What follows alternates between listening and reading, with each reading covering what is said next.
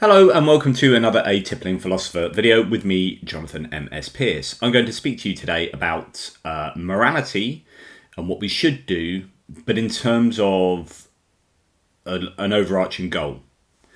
Because I think we often get the conversation wrong and we don't talk about our destination enough and how our destination will dictate where we're going and how we get there. So, I get annoyed watching sort of political shows in the UK, shows like Question Time, or even philosophical shows, again in the UK, like The Big Questions, because they constantly concern themselves with the veneer questions, okay? So questions that don't really get to the heart of the matter. They're sort of a little bit up here. You know, should we enact this or that policy? Is this or that moral action right? Is it should we torture? And then, in the armed forces, and they say, well, okay, it's had this effect here and it didn't work there, and etc. etc. It's like, well, hang on, there's no point talking about torture unless you discuss your entire moral framework. So you're arguing just up here without sort of going down here and arguing about the foundation, or indeed up here in arguing about the goal. So these questions, that are asked and are debated and often very hotly, are without reference to the end goal and without reference to those foundations. Because people routinely fail to construct a detailed model or vision of what the world should look like. And I can't emphasize that enough. There's no point in arguing about a given moral, political or economic policy or action if you don't have some sense of what you are arguing toward. Your goal, your destination defines your means and direction of travel. And yes, I do mean your destination does define how you get there in this context. For example, just, in normal speak, if I said I'm going to London, that wouldn't necessarily define how I get to London. But when I'm talking about morality, the destination does define how you get there. So if I want a world X, then this is the idea of what the world should look like. And it might well define how we get there. A world where human life is valued and sustainable on our planet as the end goal might well dictate that we can't get to that end goal by murdering 2/3 of the population. If we value human life, and that's the goal, is valuing human life, a world in which human life is valued, then you can't get there by not valuing human life. So our goal has defined our mode of transport, if you like. So the end is also about the means to the end. And that's really, really important.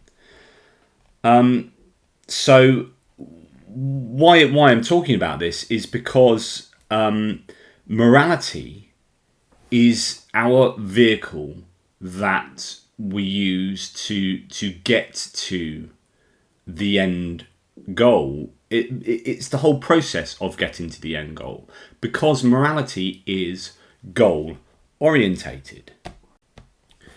So when you enact any piece of policy, any kind of decision in government, and remember, I believe that politics is morality. It's just a subset of morality. Instead of it being, individual morality, it's morality writ large across society. Lots of individuals working together or not. So politics is morality.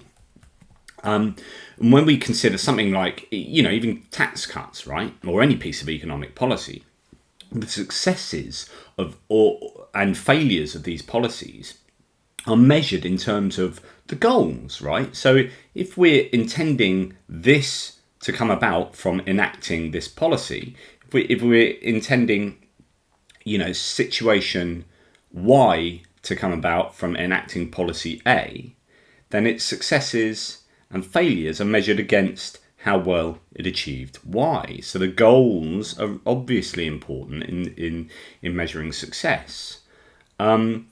So in terms of tax cuts, as some governments might like, that might be measured in gaining a higher GDP, which the economic output for a government or state, or country or state, or GDP per capita, or greater employment, greater this or greater that. And you say, right, we've made tax cuts like the big Trump tax cuts or the Brownback cuts in Kansas, and you look at them, you say, okay, did they work? No, they didn't. But you're measuring it in terms of a goal. But these goals are themselves derivative. What do I mean by that? It means you can derive them further back. So you say we want higher GDP or higher employment. I mean, what's that? So what? Well, why do we want higher GDP? Like, the GDP isn't the goal in and of itself. It might be like the smaller term goal, but the idea is that these are derivative. We want higher GDP because it allows this or that. And we want higher employment because it means more people are in employment, more people are paying tax. Why is that important?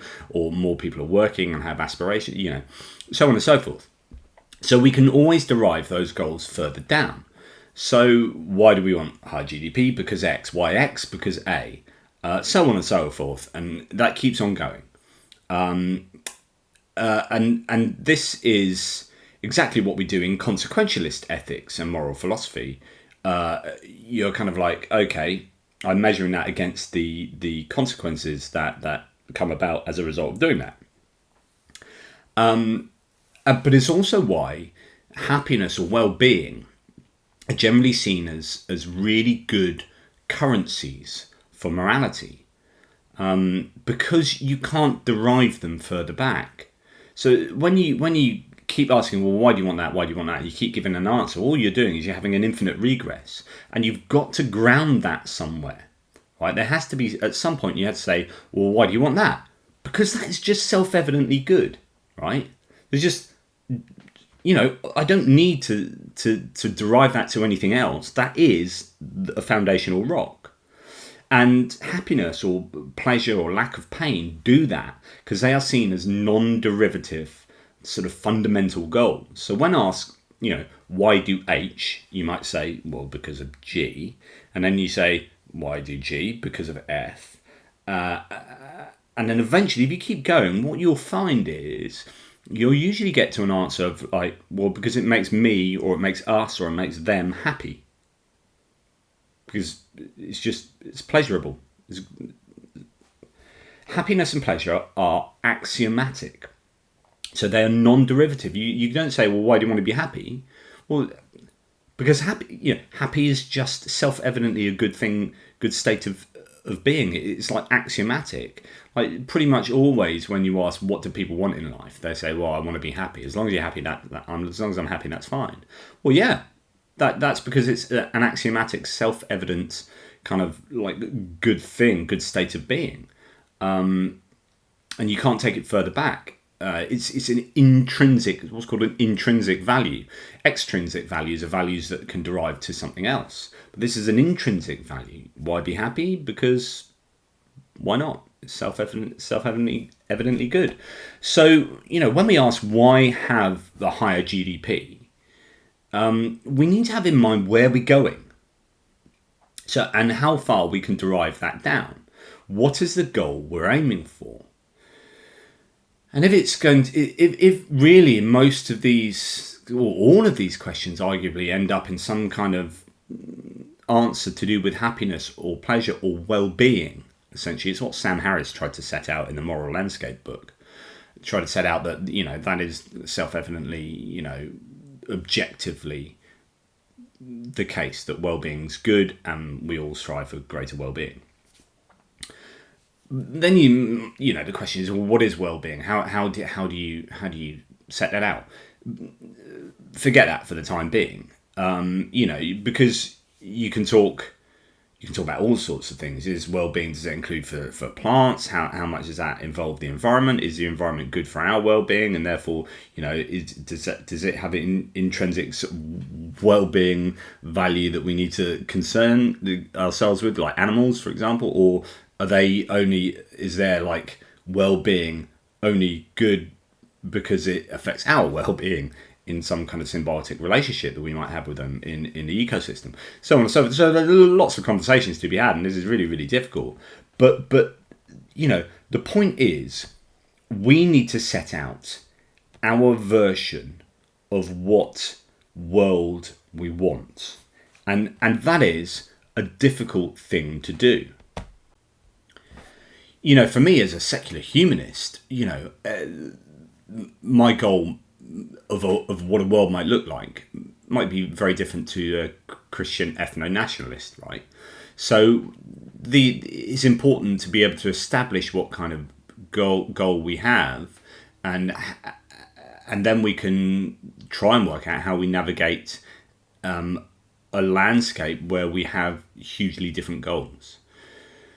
As I say, a Christian ethno-nationalist is going to be thinking about some kind of divine Christian kingdom, divinely inspired, or even some kind of weird scenario where God is with us in this Christian kingdom, Christendom, on earth or something. So, well, okay, if that's what your vision of the world you want to live in, if that's what your vision is, then you're going to be doing very different things in very different ways to get there than I would be doing using secular moral philosophy and economics and politics that kind of come out of that.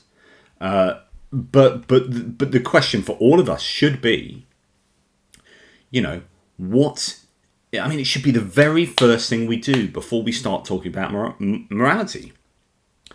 Start talking about economics and start talking about politics. So you watch these TV programs and people are arguing here in veneer on the surface and not arguing about the foundations, but the foundations themselves are dependent on, in some large degree, your vision of where you want to get to.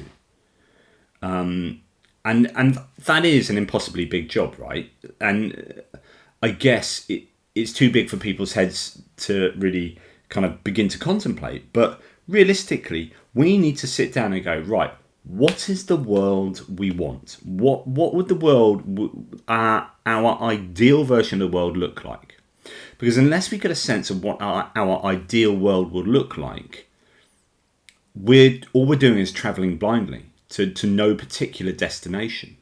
We're just bumbling along, trying to put, sticking plasters, band-aids on these different problems throughout our travels. But all the time we're doing this and we're looking down, we're not looking to where we're going, right? And there's no sense of a purposeful journey towards a particular destination. And we need that sense. Again, that might be virtually impossible to actually thrash out a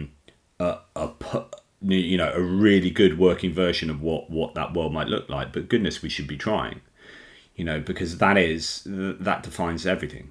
So there you go. Anyway, that's what I thought I'd talk about.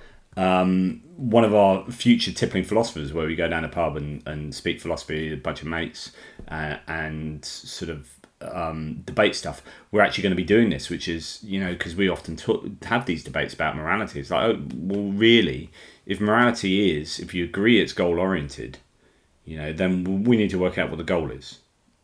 Otherwise, we're talking past each other, or the point is moot.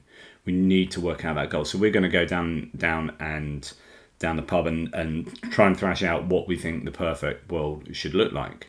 With the equality of opportunity, but what does that look like? Would that lead to homogeneity? Like, if you want to give everyone equal opportunity, equality of opportunity, then would everyone have to be the same in the same environment? Or what does that look like? So, there are loads of really difficult ideas. You can have these ideals, but in practice, they might be quite problematic. Anyway, still, we need to work out what the goal is. So thank you for bearing with me. Hope that was interesting. Please put your comments down there, and please like, subscribe, do all that stuff. And if you are so inclined and have the ability, please say thanks using the thanks feature down there. As ever, question everything, particularly yourselves. Until next time, bye-bye.